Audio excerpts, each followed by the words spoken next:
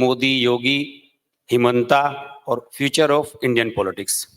तो future of Indian politics में तो विपक्ष भी कवर होता है, उसका भी फ्यूचर हम इसमें डिस्कस करेंगे क्या रहने वाला है, और जो प्रोमिनेंट फेसेस हैं उनके बारे में भी बात करेंगे। वो संजय जी ने वहां पे कह दिया है कि राहुल गांधी के बारे में बोलेंगे, तो सर आइटम तो हमें हर शो में चाहिए। फिल्मों में आइटम सॉन्ग होते हैं ना सर, तो वो तो हमें डालना पड़ेगा सर, उसके बिना काम कैसे चलेगा। तो शुरुआत करते हैं। मैं पहले तो एक ओपनिंग रिमार्क इस पे सबसे चाहूंगा, छोटा छोटा सा, कि जैसे हम फ्यूचर ऑफ इंडियन पॉलिटिक्स की बात कर रहे हैं, और खासतौर से जो मुझे सब्जेक्ट दिया गया कि योगी, मोदी और हिमंता, क्या इसमें कोई और नाम भी ऐड करना चाहेंगे आप? इसी पर मैं अमिताभ जी से भी चाहूंगा टिप्पणी। हम लोग मानते हैं कि भारत की राजनीति का केंद्रीय चेहरा प्रधानमंत्री होता है, और ये ठीक बात भी है। पंडित जी के समय से लेकर आज तक प्रधानमंत्रियों की श्रृंखला देखी है, या तो वो देश के अपने कालखंड के सर्वाधिक लोकप्रिय व्यक्ति हुए प्रधानमंत्री, मेरी बात को गौर से सुनिएगा, या नामित लोग हुए, बीच का नहीं। या तो नॉमिनेटेड है कि हमको गद्दी मिलनी थी, हमने कह दिया ये रहेंगे हमारी तरफ से, डॉक्टर मनमोहन सिंह, ओके ठीक है।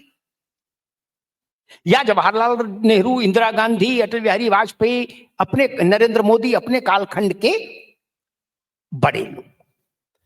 जब हम इस वक्त देखते हैं जो भी नेता है वो महत्वपूर्ण है, सबको प्रणाम है, सब कुछ ना कुछ अच्छे ही कर रहे हैं अपने अपने स्तर पर, लेकिन मेरी समझ ये कहती है भारत का नायक होने के लिए आपके पास कश्मीर से कन्याकुमारी और असम से गुजरात तक लोकप्रियता होनी चाहिए।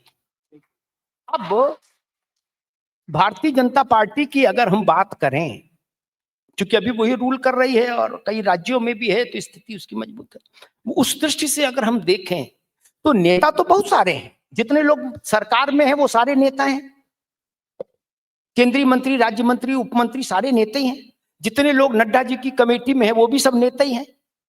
नेता तो भाई सभी है, नेता का टैग सबके पास है, लेकिन वोट किसके पास है? कमल हट जाए तो कौन कहां खड़ा है, व्यक्तिगत हैसियत में कहां खड़ा है। तो मुझे समझ में आता है कि वोट लाना, चुनाव का मैनेजमेंट करना एक दूसरी कला है, वो दूसरी विधा है, उसका स्कूल दूसरा है, लेकिन ऐसे करें तो वोट आ जाए, वो स्कूल दूसरा है।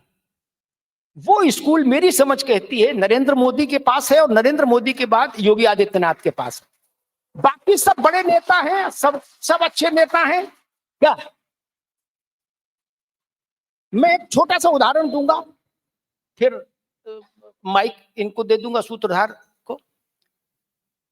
कल्याण सिंह जी ने एक बार मेरे से किसी व्यक्ति के बारे में चर्चा की और कहा कि कंचन जी, उन्होंने कहा कि इनको हम चाहते हैं कि राज्यसभा में भेज दें, इससे उत्तर प्रदेश की भाजपा को ये लाभ होगा। उन्होंने कुछ चीजें बताई।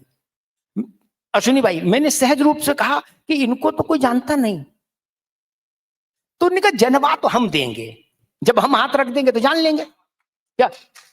वो दूसरी क्लास है कि किसी ने हाथ रख दिया तो आपको जान गए लोग।